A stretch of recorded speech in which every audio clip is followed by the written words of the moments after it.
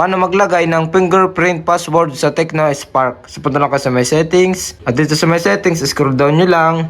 Hanapin nyo itong password and security. At dito sa my password and security, dito sa my password and biometrics.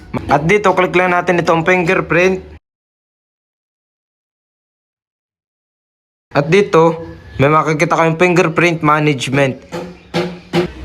At dito, click na natin itong add fingerprint. Then next. At dito, place your finger. So, ang fingerprint nga pala ng Tecno is na dito sa may tabi. Ayan. Dito sa kanyang pinakang power button. Ayan. Enroll lang natin dito hanggang sa mapuno yung blue.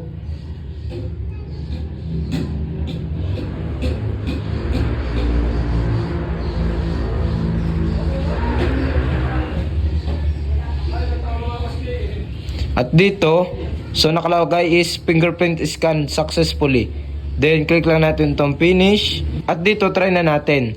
So, buhayin natin yung ating cellphone gamit itong fingerprint button. So, ayan, successful na.